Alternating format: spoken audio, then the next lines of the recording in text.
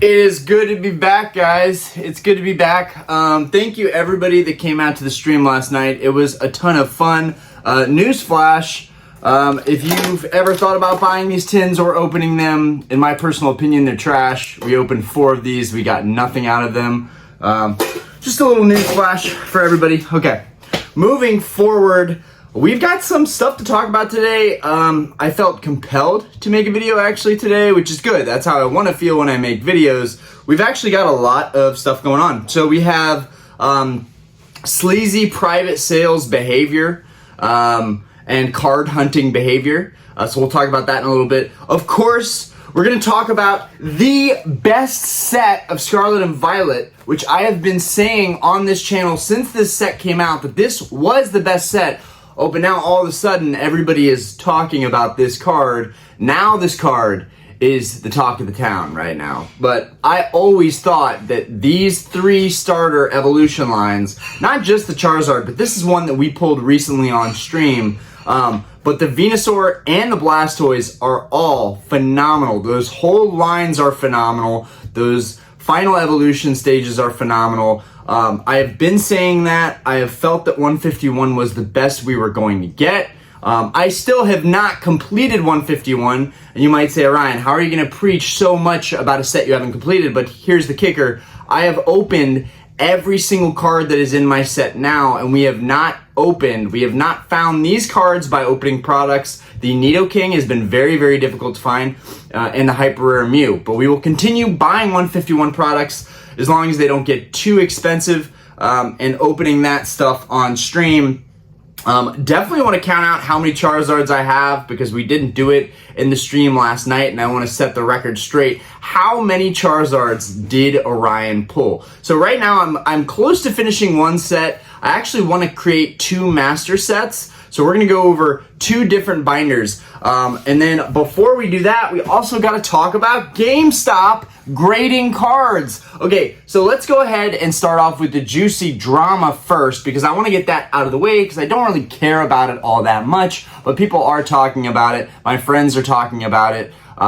People are asking me to talk about it, because I do collect high-end cards. That is primarily where the focus of my collection is in older vintage graded cards. I really don't care so much for the modern graded cards, and that is a personal preference, right? I think that there's, all investing and growth aside, I think modern is going to do really well in the long term, and there are modern cards that I love, but that does not mean that I'm going to go all in on modern like the mass majority of people are going to do. I believe vintage still has and wears the crown in this hobby, and I will continue to stay on that path. We are extremely close, and I've got a big video coming. We are extremely close to completing one of my big accomplishments, the Gold Star set. And then, of course, we've got some more stuff. We need a Crystal Celebi. We need some first editions. Anyways, I'll talk about that in another video. Let's move forward. So, Mo's cards. This guy is, I'm not going to blast him on here. I don't want him to get hate messages. I don't want more people to give this guy crap than already have, considering he was already blasted on a major channel already. But Mo's cards is somebody that hunts down cards for people. I'm sure he also buys stuff himself, but in this case, he used someone's, basically their deposit, or not even a deposit, their full payment for a card that they were hunting for. They sent him $3,000, I believe, and it was a Deoxys lenticular card. Now, I don't really care about this card. I don't know enough about this card to be knowledgeable on the card or its population or its scarcity or rarity, but I know it's a rare card, it's a valuable card, and someone really, really wanted this card for their personal collection, and instead it kind of went haywire and got sold for profit. Now, I'm going to play devil's advocate here too, because I think a lot of people can judge, especially on YouTube, but very few people can say, hey, if I were in this situation, I know I 100% would have made the right decision. I think it's very difficult to say that. I think a lot of people in this hobby that are going to preach that are people that are in the spotlight and have a lot of eyes on them. And I think if you were just someone selling cards and not on social media much, and just kind of an expert in finding stuff and you were going to shows, you might operate in the same way that this person did, most cards. So he said that, hey, if I find this Deoxys, I'm not going to sell it for anything less than, I think it was like $3,700 or something like that. He was like, if somebody comes up to me with $4,000 though, I might sell it. And, you know, if I do make that money, I'm going to split the profits with you. Which, this is where I have an issue with it, is that he said he was going to split the profits with the original buyer. Now, this person did not just send him the money when he found the card. This person, I believe, sent him money for the card when he had the card in hand. So technically, that ownership transferred. But unfortunately, in this world, and I think a lot of people are going to agree with this, unless it's in your hand, you don't own it.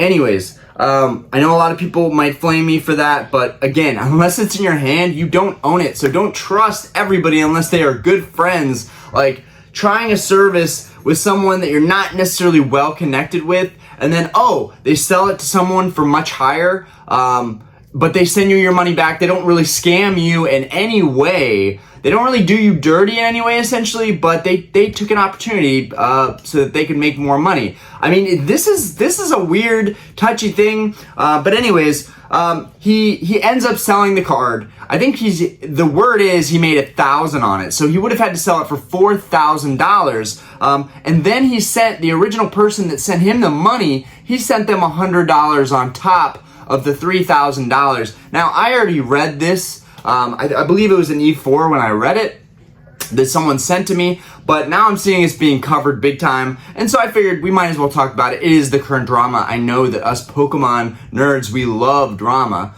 Anyways, so Mose, that guy is going to get his reputation destroyed all over this transaction, in my opinion. But who knows? Maybe he'll keep doing his thing. Life goes on. People forget.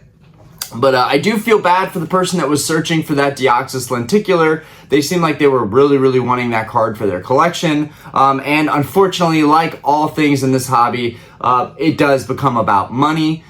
You saw that, hey, you know, if I had that card in my hand and somebody paid me $3,000 for it, but somebody at the show was like, hey, I've got deep pockets, I'll pay you $4,000. I don't even care about money, I want this card. It would be very difficult. It would be very difficult for me to rationalize not feeding my family, not keeping the heat or air on, you know, paying the bills. You guys have to understand, like, this is the real world, and not all of us are well off enough where we can go and pass up something like that just so that our reputation remains solid. I really do think, you know, playing devil's advocate, that people gave this guy a lot of crap, and I don't know. I just think the community should maybe take a second to think about the exact situation and think, would they have really operated differently in this situation? A lot of people are going to say, Orion, that was just a crappy situation that Mose Cards put himself in, and that's on him, and you should not sympathize whatsoever. But I'm an empathetic person, despite what some might think about me. I am an empathetic person, and I do sympathize, even for the people that are considered sleazeballs, I guess, to some people. But you know, he took the money. He took the money, and you know, I think that's going to be more prevalent the further we get along in this hobby. I've said this before, that deeper pockets are entering this hobby, and that doesn't necessarily mean that I think we're gonna get back to like pre-pandemic COVID levels of like hype. But I do think people with real money and high salaries are coming into this hobby, and they're going to get prioritized. So that's something that I think people should think about when going after really rare cards, and expecting someone to really do the right thing and trusting them with something of very high value. There's a lot of great people out there in this community. People work together, and something like this can really destroy that sense of community. But anyways, moving forward, next thing on the agenda, grading cards at GameStop. Grading cards at GameStop. I think talking about 151 kind of goes hand in hand with this. Leonhardt just dropped a video. I normally don't watch a lot of his videos. He's big time. Also, I feel like he hasn't made as many videos lately as he used to. But anyways, he made a great video talking about a walkthrough going to GameStop and grading your cards there. And I gotta be honest, guys, after my first grading experience with PSA, I would not really want to do that myself anymore, nor would I want to pay what I paid to grade one single card with PSA when I could just leave one card, not have to do a bulk 20 card submission, and I could just leave it with GameStop and let them take care of it for $1 more. Not to mention what I would save on shipping. So apparently you get free shipping, you get the monthly coupon, which you can probably use towards your submissions. I think there's a lot going for GameStop, and I was wondering when they would do something like this. I think this is an incredible move by GameStop and a way to keep their business relevant and alive. And I want to say, great job, Leonhard, for making that video. That was an awesome video. Really touched base on a lot of stuff. I honestly don't feel like he choked up at all in that video. I really feel like he asked a lot of great questions and kind of gave us dummies a good walkthrough of, you know, what that whole experience would be like going to GameStop. I am going to go to my GameStop today. I am going to get some card savers together and sleeve up a lot of my cards to get them ready to get graded. If GameStop is doing this, they open at 12, so I'm going to give them a call. But, okay.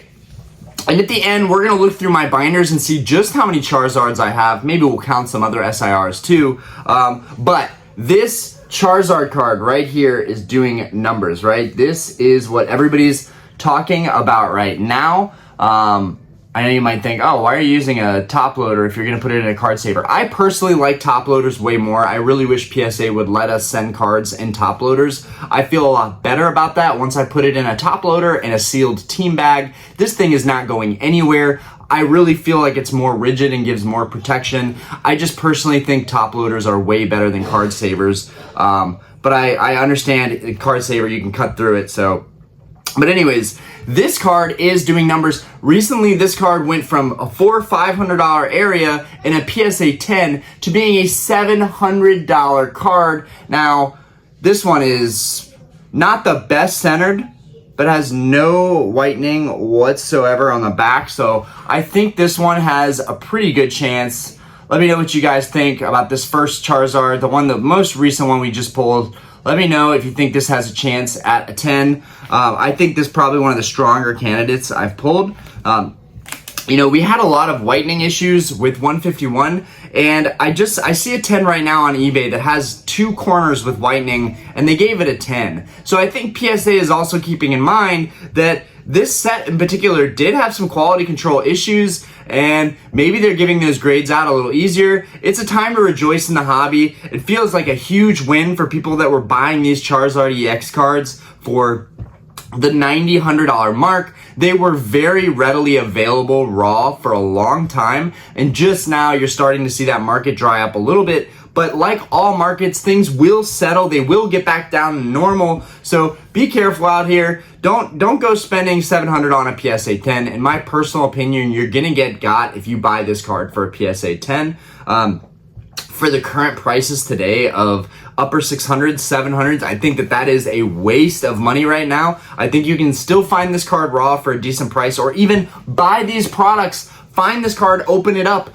You know, I've got to have opened at least $4,000 worth of 151. Easily $4,000 worth of 151. Maybe 5, maybe 6, I don't know. But I know for a fact that all of my cards, that a lot of them would have to hit 10s. But if a lot of these cards hit 10s that I pulled, it is well worth it after grading to cover my costs. We have not seen a set like that in a very long time. And I've said this over and over again early on when the set did release, that I felt like it had so much potential to run in the future, and then I felt like we didn't know it then, but it was going to continue being the strongest set. And then we had Paldean Fates. Everyone went crazy for the Charizard, which I personally don't like in Paldean Fates, but again, personal preference. The Bubble Mew I think is really cool. We saw those cards come out. Again, it took a lot of focus and attention away from the primary target of this Charizard card. And then, of course, you had the Greninja and Twilight Masquerade. That took even more attention away from Charizard. Are the Latios cards coming up in Surging Sparks, which we need to do a separate video just on Surging Sparks now that we see everything that's coming. Are those enough to take away focus from the Charizard? In my opinion, absolutely not. There's no way you're taking away focus from one of the most important characters in the Pokemon hobby, Charizard. He has been a staple for forever. I'm not the biggest fan of this artwork. I actually like the Venusaur from 151 probably a lot more. I would like to see that Venusaur do some numbers. Someone did leave a comment. They asked me, Ryan, what do you think? Z&G Emporium, shout out to Z&G. They are awesome. They have great auctions. I have found some of my best cards from them. They apparently dropped a video, someone left a comment on, talking about two pristine label starters, the Charizard and I think maybe the Venusaur.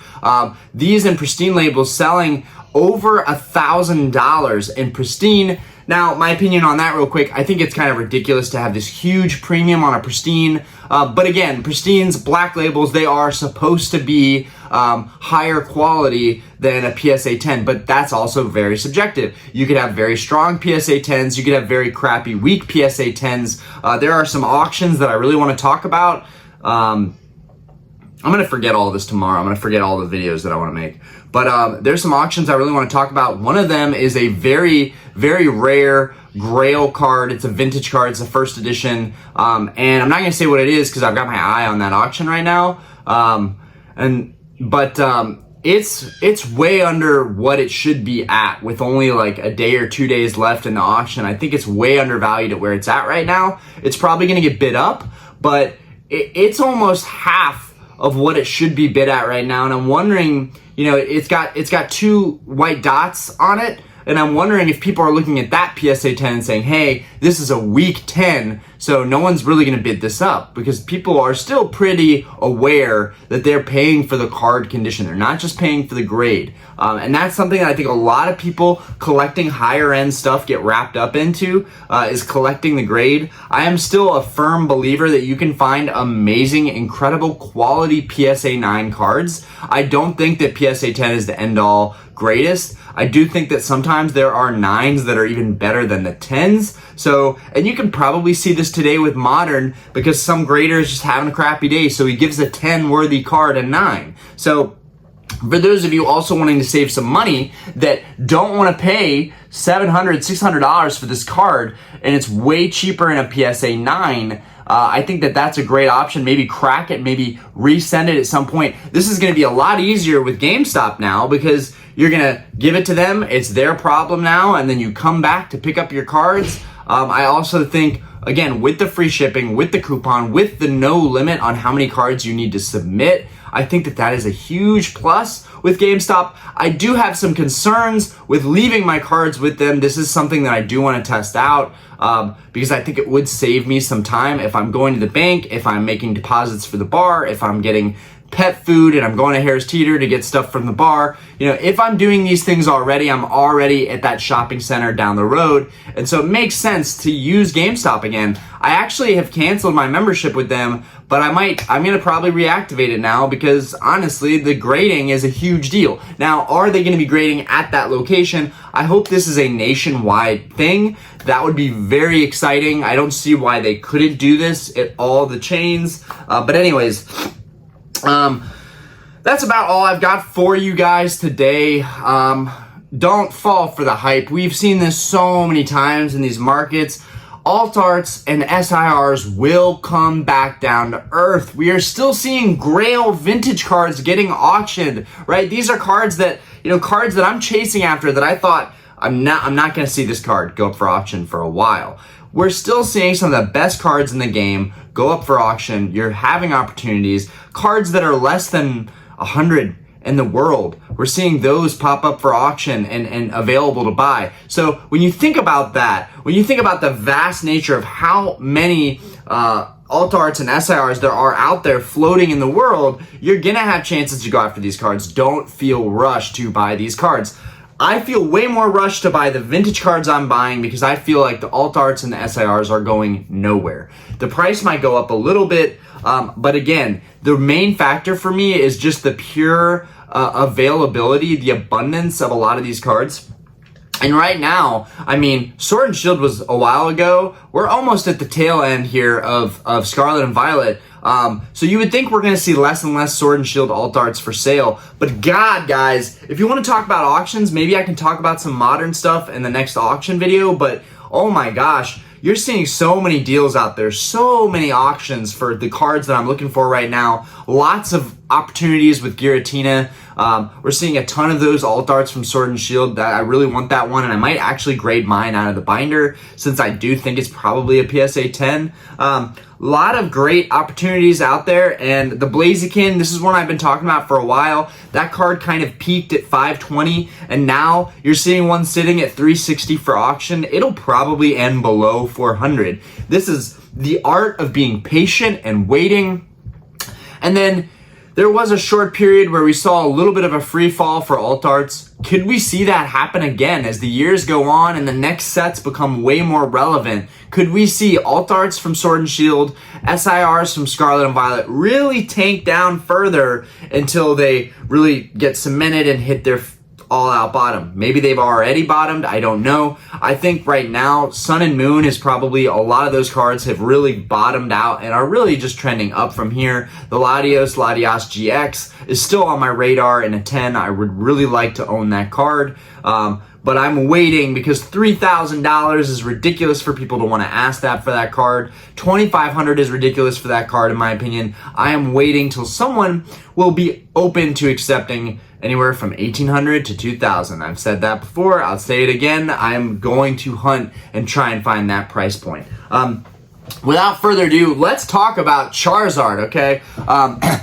You guys may not know this, but I'm a huge Charizard fanboy. I'm very basic in that respect, but I also have some respect points because I have pulled quite a few Charizards on this channel, particularly the good ones. This one was the first one I ever pulled. I personally pulled this card from Celebrations. Actually, Diana, my wife, pulled this card, so technically she gets the respect and the clout.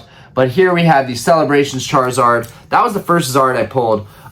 We pulled several of these 151 Zards. We're about to count out how many I have. But then not long ago, we finally pulled the Brilliant Stars Charizard. I have this one displayed on my shelf because it really means a lot to me. I have this one raw in my binder, but this one I pulled has exceptional centering and a flawless back. So I do think this one is going to guaranteed get a 10, and I'm really excited for that. This is one of my all-time favorite cards from Sword and Shield, and for a while, it was really an underdog. I am waiting for this card to rise in price. This is an incredible card right here. In my opinion, this Sword and Shield Charizard knocks this one out of the ballpark. I will say, this card with a pink graded guard in a 10 is going to look so good. So I can't wait for that. But without further ado, we've got this one right here. We've got this one right here in the top loader. So that's one. This is my secondary binder. This is the second binder I created for extra hits. Let's look through here. We've got, bear with me guys, we've got two more Charizards right there. We've got a Wartortle at the bottom. So that makes 3 Zards right there. We've got a bunch of duplicates on these pages. Not really all that special. You've got another SIR Giovanni's Charisma down there. Orion, Don't Bend the Cards. And then we've got more cards, EXs, full arts. Who knows? I might have a really big family someday. Maybe all my kids want to start 151 sets. That would be kind of cool. Not that I need my kids to get into Pokemon. And then I started another master set on these back pages. So the front pages are for duplicates. I started another master set. So we've got three Charizards counted so far. We get over here, you guys can see I'm actually, and I could fill these out even more now. I've got some more cards to fill these out. But you can see I've started on another master set over here. And if we go over, we see now a 4th Charizard right here. We got a Blastoise right there, and then another Venusaur down here. I think that's like 2 Blastoise, 2 Venusaur, and 4 Charizards total. Let's get this other binder right here. This was the original binder that I started with 151. You can see it's a thick boy. I went crazy. 151 was really one of the last sets I feel like really deserves a binder. Paradox Rift and Paldean Fates were the last binders I did after these. I have not continued my binder journey just because it is time consuming. It is energy sucking, and I just don't have time to make binders anymore. So I'll probably from here be going after just the cards that I like out of the set the most. I know that sounds like just like, dude, that's like common knowledge. You should never try and complete every set. But I think it's doable if you're just doing modern. If you want to get into vintage and high and expensive cards, whether it's graded or raw, it's kind of hard to do it all. And I think the people that are trying to do it all, respect, but you are going to lose your mind trying to collect everything in this hobby. I mean, absolutely. Anyways, we've got our big binder. I've probably got 3 copies of these cards, so the pages are thick. But here we have my near completed set with all the reverses. That's the other thing, you need all the reverses too. So we get over here, we've got our evolution line right here. Got the start of the evolution line. This is the binder that I am missing, the Nidoking, which probably goes right here. All of our full arts here, and let's not forget about, Giovanni, Erica, Zapdos. There's some other nice SIRs, but really everyone's in it for the big 3. So now we count a 3rd Venusaur, a 3rd Blastoise, and a 5th Charizard right here. We go over to this next page. We've got more duplicates right here. There's the 6th Charizard. You guys have seen it right here. I have pulled 6 Charizards from 151 after opening tons of stuff. Shout out to my mod, Austin, for pushing me to open my last displays. I have 0 regrets. We had a lot of fun. Some of those bundles were brutal, but in my opinion, if you're going to open 151, go with the UPCs. I think it's way better value. A ton more Zapdos. Some other full arts here. We got another Venusaur, another Giovanni's Charisma. We've got more dupes behind that. A lot of dupes, guys. But there it is, 6 Charizard cards. So now I gotta call GameStop, figure out what we're gonna do. If they are doing the grading, if they are, I'm probably gonna drop off some cards today. Just paid off my credit card, feeling really good. Need to get back to saving some money and preparing. We are trying to house hunt right now so we can move into something bigger. But yeah, I'll keep you guys posted on all of that and how that goes. And not sure what the next video is going to be, when it's going to be, but I hope you guys appreciated this video. Yo, seriously, thank you guys so much for supporting my channel, watching my videos, encouraging me on the live streams, coming out to the live streams. It's been a lot of fun. Seriously, the live streams have been the one thing holding me to continuing to make some type of content. I feel like the live streams once a week, every Wednesday night, kind of hold me accountable. And then if I want to do more, if I have time to do more with having a family and running a full-time business, then I can do that. But I appreciate you guys anyways. Peace out, everybody. Have a fantastic day. Don't fall for the hype. Don't overpay for this card. And let me know if you've already graded with GameStop and how it went and how long it took. Anyways, peace.